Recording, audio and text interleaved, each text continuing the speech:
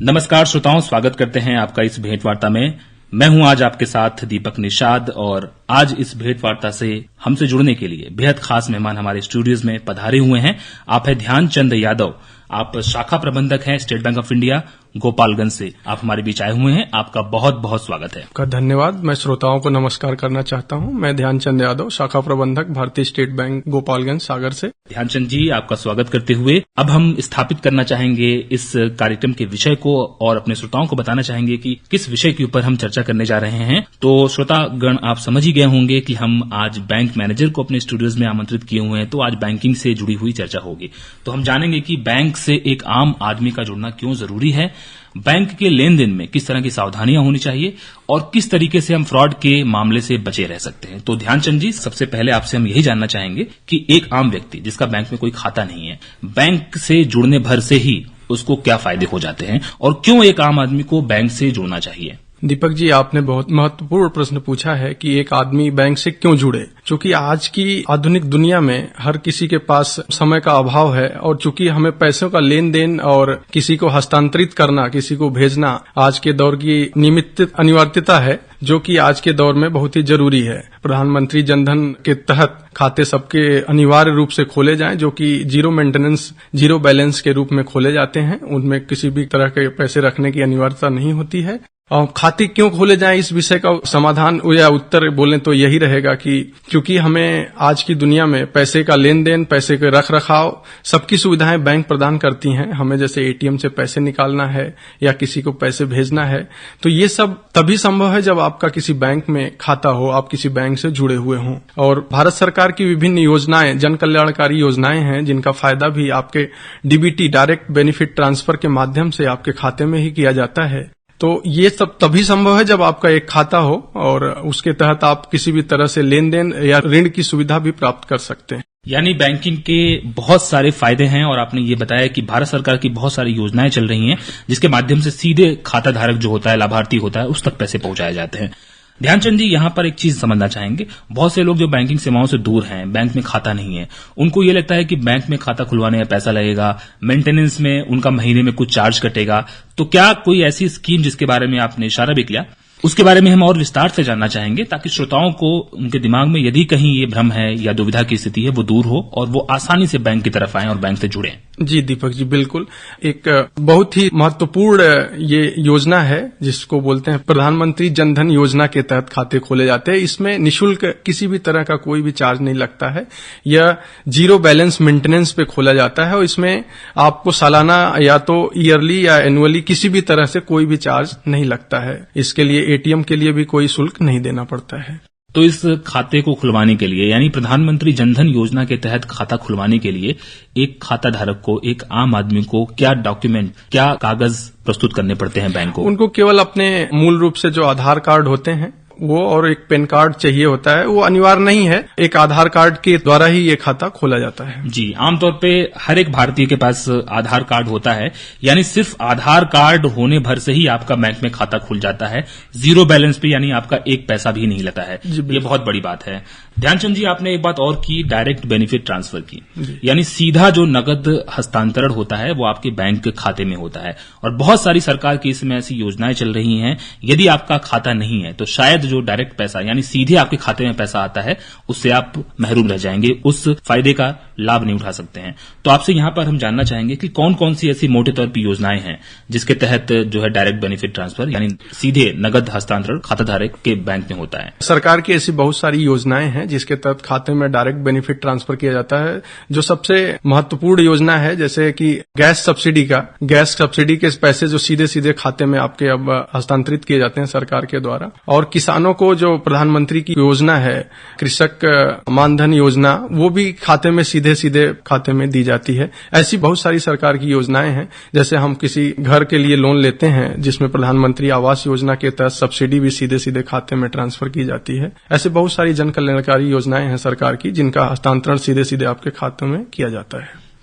यानी दैनिक रूप से हम ऐसे बहुत से काम करते हैं जो सीधे बैंक से जुड़े हुए हैं, और कोई व्यक्ति ये नहीं कह सकता कि बैंक में खाते के बगैर भी वो आराम से अपने दैनिक दिनचर्या को चला सकता है, क्योंकि चाहे वो गरीबी रेखा के ऊपर जीवन यापन करने वाला हो या नीचे जीवन यापन करने वाला हो, क्योंकि नीचे में तो हम खासकर देख रहे हैं कि बहुत सारी ऐसी योजनाएं हैं जो सीधे सीधे बैंक खाताधारक को फायदा पहुंचा रही हैं, और शायद डायरेक्ट जो बेनिफिट ट्रांसफर हो रहा है यानी नगद हस्तांतरण हो रहा है, इससे जो एक बीच में बिचौलिए की भूमिका होती है वो कहीं न कहीं जो है कट रही है और पूरा भुगतान आपके खाते में हो रहा है। इसके बारे में आप क्या कहना चाहेंगे? जी बिल्कुल, क्योंकि ये सीधे सीधे उसमें से बिचौलियों को खत्म करती हैं ऐसी योजनाएं जिसमें आपके सरकार सीधे सीधे आपके खातों में पैसे को ट्रांसफर कर दे, तो इसमें बीच के जितने भी ब्रोकर हैं वो सबका योगदान नगण्य हो जाता है, और ये दोनों के लिए बहुत ही महत्वपूर्ण हो जाता है कि सरकार ने जो पैसा ₹1 आपको ट्रांसफर किया था वो सीधे सीधे आपको उसका लाभ मिल रहा है। ध्यानचंद जी, हमने बात की कि एक बैंक में खाता होने से खाताधारक को क्या फायदा पहुंचता है।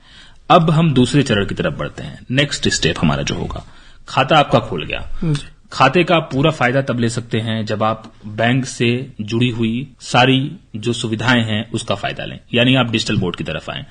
तो जब खाता आपका हो गया तो कौन कौन सी डिजिटल सुविधाएं, ऑनलाइन सुविधाएं बैंक के द्वारा मुहैया कराई जाती हैं? चूंकि आजकल टेक्नोलॉजी का जमाना है तो बैंक भी इस तरफ बहुत अग्रसर है, तेजी से अग्रसर है टेक्नोलॉजी की तरफ। चूंकि आपने अगर खाता खोल लिया तब अब आप इसके बाद इंटरनेट बैंकिंग, जो कि एक महत्वपूर्ण सुविधा है, उसके लिए एलिजिबल हो जाते हैं। आप एटीएम कार्ड के लिए एलिजिबल हो जाते हैं। आप विभिन्न बैंकों के जो ऑनलाइन ऐप हैं, जैसे कि स्टेट बैंक का योनो ऐप है, उसके लिए एलिजिबल हो जाते हैं। इन सब माध्यमों को आप उपयोग करते हुए 24 घंटे 7 दिन इसका उपयोग कर सकते हैं। आप किसी को किसी भी समय पैसे भेज सकते हैं, कहीं पे भी कुछ पेमेंट कर सकते हैं, कुछ खरीदारी कर सकते हैं। आपके इंटरनेट बैंकिंग में जो सुविधाएं हैं वो हमेशा आपके लिए 24 घंटे उपलब्ध रहती हैं। इसके माध्यम से आप किसी को भी कभी भी और कहीं भी पैसे भेज सकते हैं। एक ऐप भारतीय स्टेट बैंक ने लॉन्च किया है, योनो, जिसके तहत सारी सुविधाएं आपको उसमें प्रदान की गई हैं। जैसे कि मान लीजिए आपका कोई परिवार का सदस्य मुंबई या दिल्ली कहीं पे भी फंसा है और उसके पास एटीएम कार्ड नहीं है और उसको पैसों की सख्त जरूरत है, तो योनो ऐप के जरिए एक योनो कैश भारतीय स्टेट बैंक ने लॉन्च किया है, जिसमें आपको एटीएम की कोई जरूरत नहीं पड़ती है। आप योनो कैश के तहत तुरंत से एटीएम में जाएंगे, एक ओटीपी आएगा जनरेट करके, एटीएम में जाकर के आप सीधे पैसे निकाल सकते हैं। और ये बहुत ही सिक्योर है, क्योंकि एटीएम से आजकल क्लोनिंग होने का भी बहुत ही खतरा बना हुआ है, क्योंकि आजकल हैकर्स की नजर आपके सीधे सीधे खातों के पैसों पे पड़ी हुई है। तो आप योनो कैश के माध्यम से अगर पैसा एटीएम से निकालते हैं, चूंकि आप इससे वहां पे कुछ कार्ड आप यूज नहीं कर रहे होते, तो आप बहुत ही सेफ और सिक्योर हैं और भारत में कहीं भी बिना एटीएम से भी कर सकते हैं। ये तो बहुत महत्वपूर्ण बात आपने बताई ध्यानचंद जी, कि आपको एटीएम से पैसा निकालने के लिए एटीएम कार्ड की भी जरूरत नहीं है। योनो कैश के माध्यम से सिर्फ एक ओटीपी, जो कि आपके रजिस्टर्ड मोबाइल नंबर पर आता है, उस ओटीपी के माध्यम से आप नजदीकी किसी भी बैंक के एटीएम से जाकर के आराम से पैसा निकाल सकते हैं। बहुत महत्वपूर्ण बात है ये। अच्छा ध्यानचंद जी, आपने डिजिटल जो माध्यम है, डिजिटल जो मोड है, उससे क्या फायदे हैं उसके बारे में आपने बताया। योनो ऐप के माध्यम से क्या ऐसा भी हो सकता है कि जो ग्राहक ऋण लेना चाहता है, लोन लेना चाहता है, तो वो भी इसका लाभ ले सकता है? जी दीपक जी, बिल्कुल आपने सही क्वेश्चन किया है। चूंकि हमारा योनो ऐप में ही इनबिल्ड है, अगर हमारे आप खाता धारक हैं तो आप प्री अप्रूव्ड लोन के लिए उसके लिए एलिजिबल हैं, और कहां पे किस तरह से निवेश करें उसके लिए भी हमारे योनो ऐप में फीचर्स दिए गए हैं। उसके लिए जैसे प्री अप्रूव्ड लोन के तहत अगर आपको पर्सनल लोन, कार लोन या हाउसिंग लोन लेना है, तो उसमें आपको एक लिंक आती है कि आप किस किस लोन के लिए अभी एलिजिबल हैं। वो आपके सालाना आय के ऊपर से वो ट्रैक किया जाता है। एक निष्कर्ष निकाल करके योनो ऐप आपको ये दिखाता है कि आप कितने लोन के लिए अभी एलिजिबल हैं। ये तीनों तरह के लोन हैं, जैसे कार लोन, पर्सनल लोन और हाउसिंग लोन। चूंकि योनो कृषि का भी हमारे योनो ऐप में एक लिंक आता रहता है कि इसके तहत आप कृषि संबंधित ऋण के लिए भी पात्रता रखते हैं, तो उसके लिए एलिजिबल हैं। Mutual fund, SBI life, SBI general या किसी तरह से भी इंश्योरेंस करने के लिए भी हमारे योनो ऐप में लिंक प्रोवाइड की गई है, क्योंकि इससे आप अपने सारे तरह की सारी सुविधाओं की पूर्ति कर सकते हैं। इसमें आप परचेजिंग, इसमें आप ऑनलाइन पेमेंट, सब कुछ योनो के तहत कर सकते हैं। योनो डिजिटल प्लेटफॉर्म है स्टेट बैंक ऑफ इंडिया का, और ये कार्डलेस है, चाहे आप पैसा निकालते हैं, चाहे आप ऋण के लिए अप्लाई करते हैं, तो इस पूरी प्रक्रिया में समय कितना लगता है? दीपक जी, ये बहुत अच्छा क्वेश्चन किया आपने। इसमें चूंकि ये ऑनलाइन प्लेटफॉर्म पे है तो इसमें समय हार्डली 1 से 2 मिनट ही लगता है, और इसके तहत आप बैंक में जाते हैं तो बैंक के अधिकारी और कर्मचारी भी आपको प्रेफरेंस देते हैं। चूंकि आप पहले से ही अप्लाई कर चुके होते हैं योनो में, आप जैसे ही अप्लाई करते हैं एक लीड उनके पास पहुंचती है, जिसके तहत उनको सूचना दी जाती है कि ये कस्टमर जो है इस तरह की ऋण सुविधाएं या तो और सुविधाएं जो भी लेना चाहते हैं, उनके पास मैसेज पहले से ही चला जाता है, तो उसके लिए पहले से तैयार रहते हैं। तो ये बहुत ही अच्छा है कि आपको जाके वहां पे समय भी व्यतीत नहीं करना पड़ता, क्योंकि आपने पहले से आवेदन योनो के माध्यम से किया होता है, तो आपको प्रेफरेंस दिया जाते हैं। आपका केस पहले से ही बैंक के पास होता है तो बैंक की तैयारी भी होती है, इससे आपका भी समय बचता है और बैंक का भी समय बचता है। दोनों के लिए ये फायदेमंद है और सुविधाजनक है। ध्यानचंद जी, आपसे यहां पर हम समझना चाहेंगे, आपने बातचीत के बीच में कहा कि हैकर्स की निगाह जो है सीधे आपके बैंक के खाते के ऊपर होती है, और बैंक लगातार ये प्रयास करती है कि कैसे सिस्टम को, बैंकिंग को, ट्रांजैक्शन को, लेन देन को वो सिक्योर बनाए, सुरक्षित बनाए, ताकि ग्राहकों का एक पैसा भी जो है हैकर्स के हाथ ना लगे।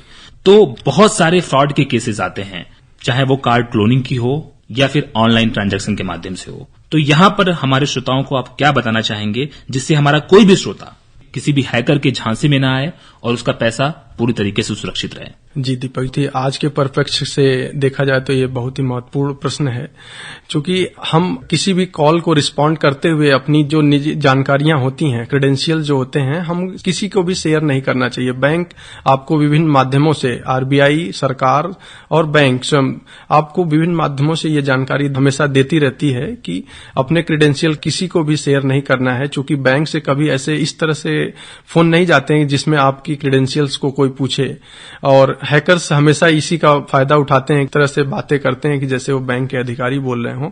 चूंकि हमें अपनी क्रेडेंशियल्स किसी को शेयर नहीं करना है, अगर हम किसी को अपनी क्रेडेंशियल शेयर नहीं करेंगे तो वो आपके किसी भी तरह से आपके पैसे का दुरुपयोग नहीं होने देंगी, क्योंकि बैंक हमेशा से सिक्योर रहती है, हर प्लेटफॉर्म पे वो सिक्योरिटी आपको प्रोवाइड कर रही होती है। जी, यानी हैकर्स यदि डाल हैं तो बैंक जो है पात है, वो आपकी सुरक्षा के लिए एक प्रहरी की तरह काम कर रही है।